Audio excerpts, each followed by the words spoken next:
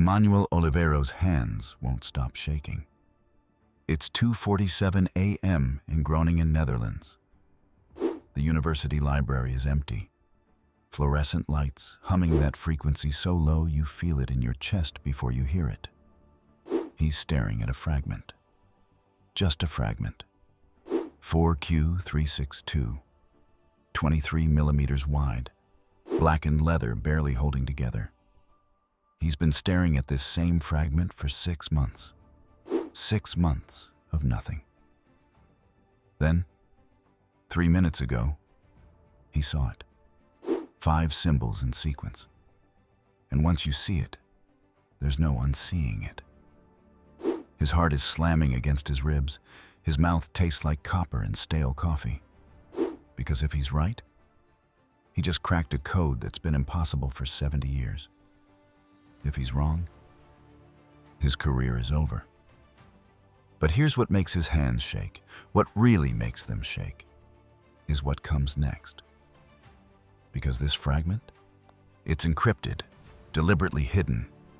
2,000 years ago, someone went to extraordinary lengths to make sure casual eyes couldn't read this, which means someone else didn't want it read.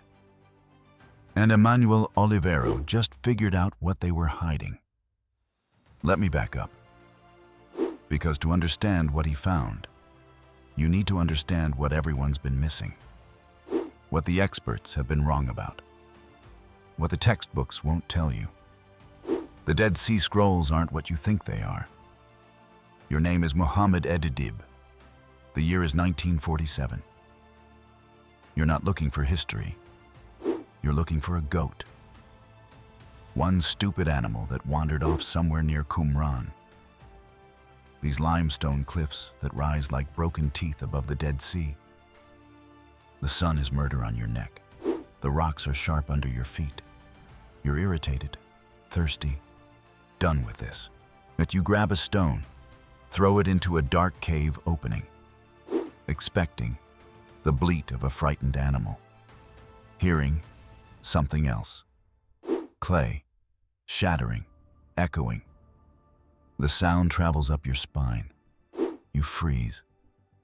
Because that sound, that specific sound of ceramic breaking in darkness, that sound means jars, old jars, which means either treasure or trouble, maybe both.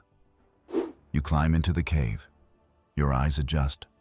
The temperature drops 15 degrees in 3 steps. Smells like... God, what is that smell? Dung and dust and something else. Something ancient. Something dead, there, in the shadows. Ceramic jars, dozens of them, sealed, untouched for how long? The clay is the color of old bone. You crack one open. Inside, scrolls, leather scrolls, blackened with age, covered in writing you can't read. Hebrew, Aramaic. On letters so carefully formed they almost look alive in your torchlight. Some of these texts haven't been seen by human eyes since before Rome burned Jerusalem to ash. You have no idea what you just found. Nobody does. Not yet. Fast forward. Over the next decade, archaeologists swarm 11 caves near Kirbat Qumran. They find fragments, thousands of fragments, from 981 different manuscripts. About 25,000 pieces total, some the size of your thumbnail, some complete scrolls 6 feet long. The biggest archaeological discovery of the 20th century. Texts that could rewrite everything we know about Judaism, about early Christianity, about how the Bible was written, copied, preserved.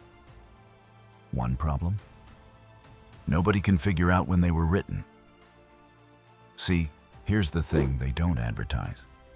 The way scholars date ancient manuscripts? Plus, it's called paleography.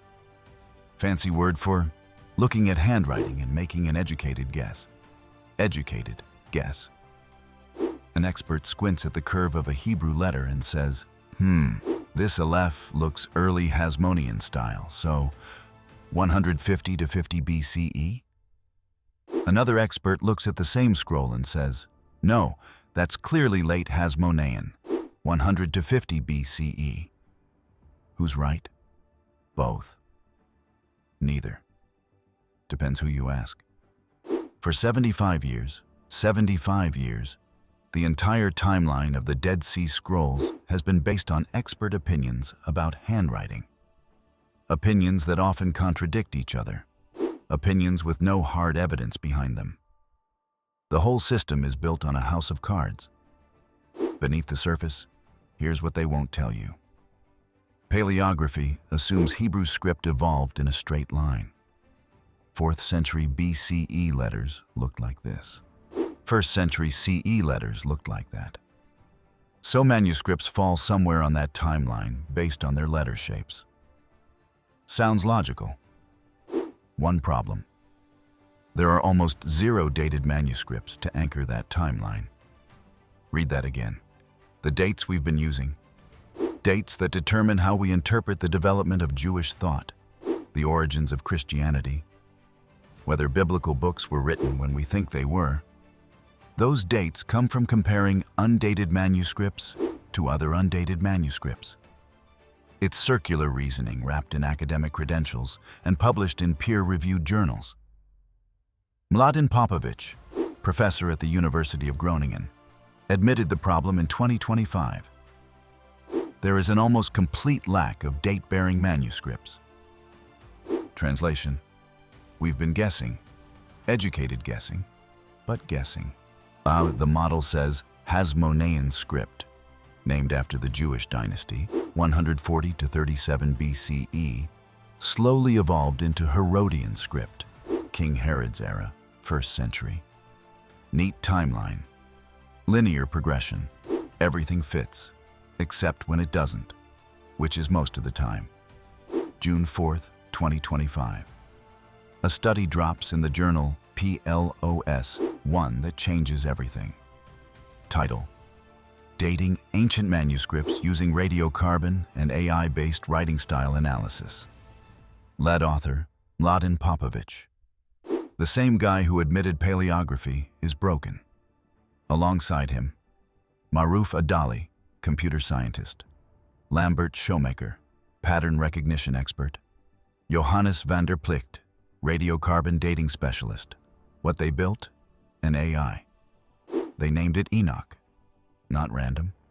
Enoch, biblical figure who supposedly walked with God and was taken to heaven without dying. Associated with hidden knowledge, divine secrets, things humans aren't supposed to know yet. Perfect name for an I about to expose 75 years of academic mistakes. Here's what they did. First, radiocarbon dating on 30 manuscript samples, 25 from Qumran, plus samples from Masada, Nahal Hever, physical dates, material science. Carbon-14 decay doesn't lie about age, but radiocarbon is expensive. You destroy part of the manuscript, and the results give you ranges, not exact years, typically 50 to 150 year spans. So they tried something new. They trained an AI on the handwriting of those 24 radiocarbon-dated samples. The AI learned to recognize patterns, angles of letter strokes, curvature, how different scribes wrote the same letters, not subjective human judgment, geometric measurements, math. And then they unleashed it on 135 undated scrolls. What it found should terrify anyone who believed we had this figured out. The AI got it right 79% of the time. Do the math. The date range spans 500 years. That's 20 possible 25-year periods. Random guessing hits right 5% of the time. Enoch hits 79%. Statistical probability of that happening by chance? Almost every manuscript came back older than paleography said it should be. Not a little older, 50 to 100 years older. Manuscript 4Q114, part of the Book of Daniel.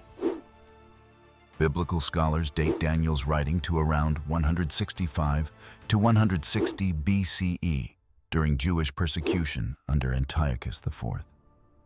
Daniel 11 describes those events with uncanny accuracy. then gets vague, suggesting it was written during those events. Paleographers looked at 4Q114's handwriting, guessed it was copied around 50 BCE, a century after Daniel was written. Enoch's date? 230 to 160 BCE. Wait, what? That means 4Q114 could have been copied during Daniel's lifetime, possibly by Daniel himself, at minimum within a generation. How does that rewrite history? Let me count the ways. Manuscript after manuscript, same story. 4Q109, copy of Ecclesiastes. Scholars date Ecclesiastes to late 3rd century BCE. Traditional paleography said the manuscript was copied 150 to 100 BCE. Enoch dated it 3rd century BCE, right when it was written. 1Q Isaiah, the Great Isaiah Scroll. Previous research showed 2 scribes wrote it. Scholars wondered if one part was written much later. Enoch analyzed both halves. Both, 180 to 100 BCE, same period. Contemporary scribes. Notice the pattern? Remember that neat timeline? Hasmonean script, 150 to 50 BCE, evolving into Herodian script, 50 BCE to 70 CE? Completely wrong. Enoch found Herodian-style manuscripts from the 2nd century BCE, a full century before they were supposed to exist. The 2 styles weren't evolution. They coexisted. Different scribal schools, different regions, maybe different purposes we haven't figured out yet. The paper's buried conclusion. The results dismantle unsubstantiated historical suppositions and chronological limitations, and call into question the validity of the default model's relative typology. Academics speak for, everything you've been taught is wrong. Dig deeper, because it gets worse. December 2025. While Enoch is still sending shockwaves through archaeology, by Emmanuel Olivero, same university, different department, publishes a paper. Subject, Cryptic Script. Now we need to talk about the scrolls nobody wanted to discuss. Among those 25,000 fragments, some were encrypted. Actual codes. Secret alphabets replacing Hebrew letters with weird symbols. Scholars identified 3 cryptic scripts. Cryptic A was cracked in 1955. Turned out to be horoscopes. Ancient astrology. Nothing revolutionary. Cryptic C wasn't really a code, just Paleo-Hebrew cursive. Described armed bands destroying a temple sanctuary. Probably references when Antiochus IV looted Jerusalem's temple around 170 to 168 BCE. That left Cryptic B. Impossible, they said. Can't be cracked, they said. Why? 2 reasons. First, almost nothing to work with. Fragments from 2 scrolls, 4Q362 and 4Q363, plus a few random spots where scribes threw cryptic B symbols into normal Hebrew texts. 21 fragments total, 9 to 33 millimeters tall. Some, 1 line of text. The leather is blackened. Writing only shows under infrared. Second, monoalphabetic substitution codes have 22 factorial possible combinations. That's 1.1 times 10 to the 21st power possibilities. 1.1 quintillion options. Nobody wanted to waste their career on those odds. Emmanuel Olivero wasted his career on those odds. 6 months staring at 4Q362, pattern recognition, frequency analysis, dead ends everywhere. Then, 2:47 a.m., he sees it. 5 symbols in sequence. His brain does that thing where everything clicks, where the pattern suddenly jumps out and you wonder how you ever missed it. Modified Yod. Paleo-Hebrew He. A barely visible Resh. Cryptic A's Aleph. Regular lamed with flourish. 5 different letters. 5-letter Hebrew words with unique letters. Run frequency analysis. Most statistically probable result? Yisrael, Israel. Once you see it, Olivero told reporters, you can't unsee it. That single word unlocked the alphabet.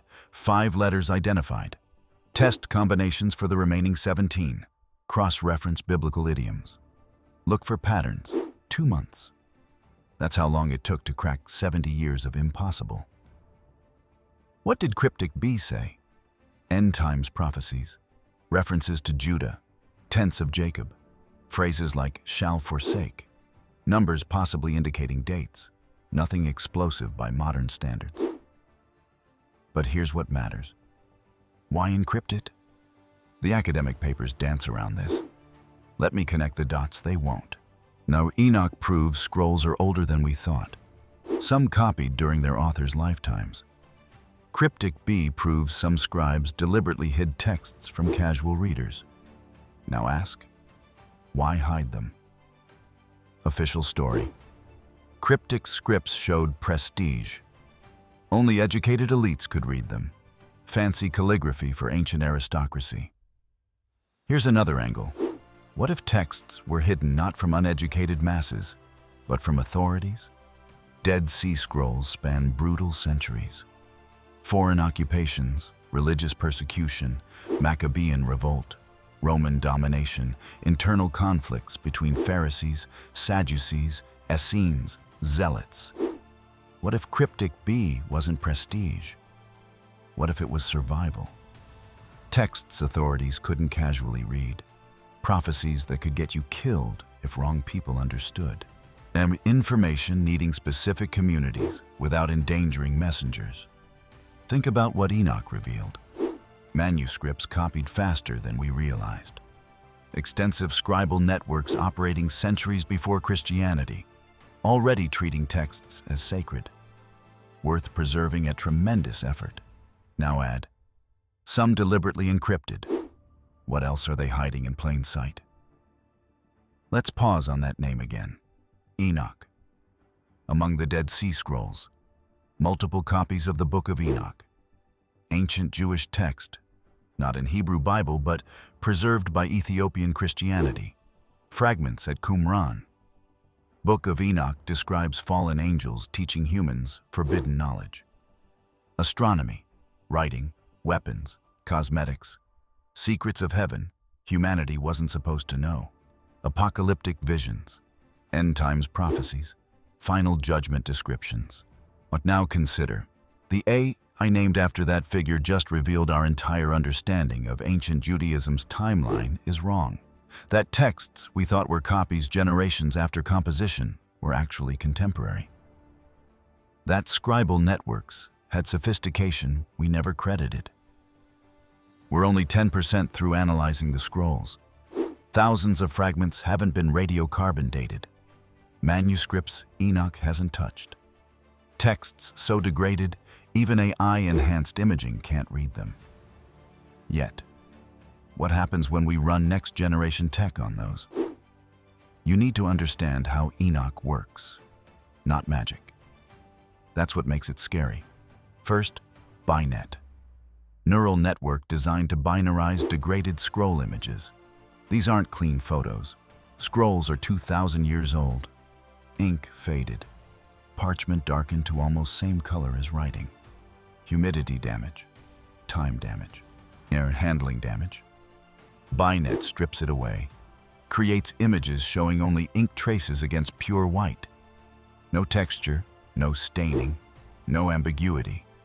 Then Enoch extracts features. Allographic. How letters are shaped, not what they are, how they're drawn. Self-organized character map. Can classify Hasmonean versus Herodian scripts, 93% accuracy. Textural micro patterns. Ink curve. Hinge method, estimating angular distribution of pen strokes. Patterns from the physical act of writing, combined into vectors. Math representing handwriting. Then, Bayesian ridge regression. Doesn't spit single dates, provides probability distributions. 85% probability this manuscript dates 180 to 140 BCE, these error margins. Mean absolute error between Enoch and radiocarbon? 27.9 to 30.7 years. Traditional paleography was often wrong by a century. And Enoch learns. Every new radiocarbon sample makes it smarter. Every verified prediction refines it. It's getting better. But wait, here's the catch nobody's discussing. When radiocarbon gives bimodal results, 2 possible date ranges, the Enoch team made a choice. They used paleographic judgment to pick which range to feed the AI. Read that again. Entire point of Enoch: escape paleography's subjectivity. Replace human opinion with objective analysis. But when radiocarbon was ambiguous, they let paleographers make binary choices about correct dates. Team admits it openly. Only in the case of bimodal evidence was paleographic domain knowledge used in training the Enoch model. Why does this matter? Enoch isn't truly independent. Trained partly on paleographic assumptions, it's supposed to validate. Our circular reasoning potential remains. Fair point. Team only used paleography to split ambiguous dates, not create them. Enoch's predictions still contradict traditional paleography 21% of the time, but raises a question. If we feed AI our existing assumptions, can it reveal truths we don't know, or just give our biases mathematical veneer? Here's where this gets dangerous. Enoch isn't limited to Dead Sea Scrolls. The methodology, material analysis plus AI pattern recognition, works on any manuscript collection. Medieval charters, Egyptian papyri, Islamic manuscripts, early Christian codices. Every undated ancient text is now potentially datable. Every established chronology is now questionable. We've been dating medieval European documents by handwriting for centuries, built historical narratives, spread of literacy, evolution of languages, transmission of classical texts on those dates. What if they're wrong too? Paper mentions testing Enoch on medieval charter dataset called MPS. It worked, but they don't elaborate. Don't tell you which charters, whether results matched or contradicted traditional dates. Historical implications. Why not? Maybe because opening that door, admitting our entire framework for dating documents might be flawed, would destabilize too many fields. Think of careers built on chronologies that might be wrong. Textbooks needing rewriting. Historical narratives collapsing. Truth has institutional enemies. Back to Qumran. Among 25,000 fragments, hundreds are too degraded to read. Ink gone, parchment damaged, text illegible. Until now. Enoch proved AI extracts information humans miss. A binet isolates ink traces invisible to naked eyes. So what happens when we apply next-generation models beyond binet and Enoch to unreadable fragments? What's hiding in blind spots? 2020. Researchers used AI to read Herculaneum scrolls. Papyri carbonized by Vesuvius, erupting 79 CE. Considered destroyed for centuries, too fragile to unroll. AI trained on X-ray scans learned detecting ink within carbonized layers. Read text unseen for 2,000 years. Same techniques apply to Dead Sea Scrolls. Haven't been applied yet, not fully. Let me connect one more dot. Enoch dated 4Q114, Daniel 8 to 11, to 230 to 160 BCE. Daniel's authorship, around 165 to 160 BCE. Makes 4Q114 potentially contemporary with Daniel's composition, or earlier. Wait, earlier? How do you copy a text before it's written? Option 1. Traditional dating of Daniel's authorship is wrong. Parts older than we think. Option 2, radiocarbon dating is wrong. Contamination. Calibration errors. Option 3, 4Q114 isn't Daniel. It's a source text Daniel drew from. Earlier tradition incorporated into biblical book we know. Paper doesn't explore this. Notes date range overlaps Daniel's composition, moves on, but it doesn't overlap. It predates. 230 BCE is 65 years before Daniel was supposedly written. Nobody's talking about it. If everything we thought about scroll chronology is wrong, if manuscripts were copied faster than we realized, if scribal networks had more sophistication than we credited, if texts were deliberately encrypted, what else did they encode? Enoch analyzes handwriting. Olivero cracked letter substitution ciphers. But what if there are deeper codes?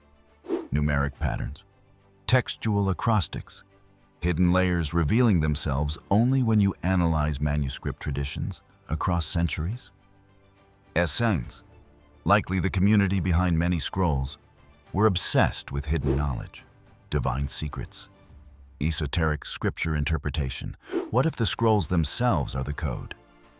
Not individual manuscripts, the whole collection, a library deliberately assembled and hidden, waiting for technology advanced enough to decode full meaning. We just built that technology. Right now, today, researchers are feeding more fragments into Enoch, training on larger data sets, refining accuracy. Computer scientists developing next-generation imaging tools for illegible manuscripts. AI teams building language models trained on ancient Hebrew and Aramaic, us detecting patterns humans can't see. We have no idea what they'll find. 2025 breakthroughs, Enoch and Cryptic B, are just beginning. Within 5 years, we'll probably have AI that can date any ancient manuscript with near-perfect accuracy. Reconstruct fragmented texts from tiny pieces, identify individual scribes, detect alterations and forgeries, uncover hidden messages. Biblical archaeology is about to be revolutionized. Not everyone wants that revolution. Think about who benefits from keeping ancient texts mysterious. Religious institutions whose authority rests on controlling scripture interpretation.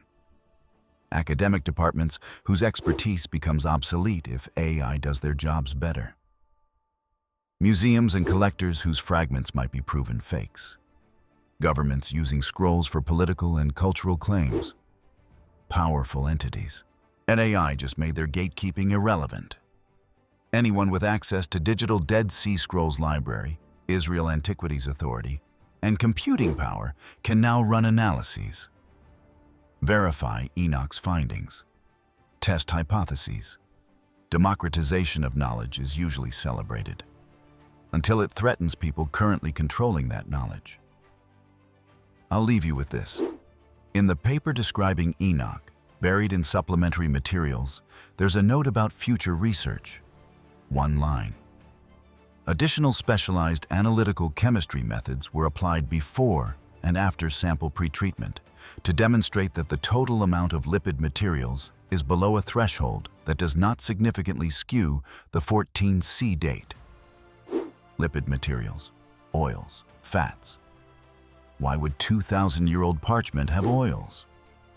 Obvious answer, ancient preservation, as scribes treating leather to keep it supple. But the paper needed to prove oils do not significantly skew dates, which means they could skew dates. What if someone deliberately introduced materials into fragments to make them date incorrectly? Not ancient scribes, modern forgers. 2020. Museum of the Bible announced all 16 of their Dead Sea Scroll fragments were forgeries. Created recently, sold for millions. Sophisticated fakes fooling experts for years. If forgers can create convincing fragments, they can manipulate radiocarbon dates, introduce ancient materials, use old parchment with new ink, create chimeras testing genuinely old while containing fabricated text. How many of 25,000 fragments are fake? Would Enoch know? Or would it learn from forgeries, encoding their lies into training data? Is spreading contamination through every prediction? That's the real conspiracy. Not that AI discovered scrolls are older than we thought, but that AI might be training on a database we can't fully verify. Learning patterns from texts, including modern fabrications, engineered to fool both human experts and machine learning. Nobody's talking about it. Israel Antiquities Authority guards fragment access. Analysis requires permission. Independent verification is difficult. What if the 24 radiocarbon samples Enoch trained on include fakes? What if the entire project, revolutionary as it seems, just builds sophisticated error on older errors? I'm not saying that's true. I'm saying it's possible. And the people who'd know aren't telling. Check sources yourself. PLOS, One Study, DOI, 10.1371/journal.pone.0323185. Published June 4th, 2025. Every finding I described is there. Olivero's cryptic B paper, Dead Sea Discoveries, December 2025. Museum of the Bible Forgeries, documented by National Geographic and Biblical Scholars, 2020. Everything I told you is verifiable. But verification only proves what we can test. Dead Sea Scrolls have 25,000 fragments. Enoch analyzed 159. That's 0.6%. What's in the other 99.4%? More importantly, who decides which fragments get analyzed next? I just cracked a 2,000-year-old code. But the real code? That's hiding inside the system itself. Deciding what questions to ask, what data to trust, what truth to reveal, and what to keep buried in the desert.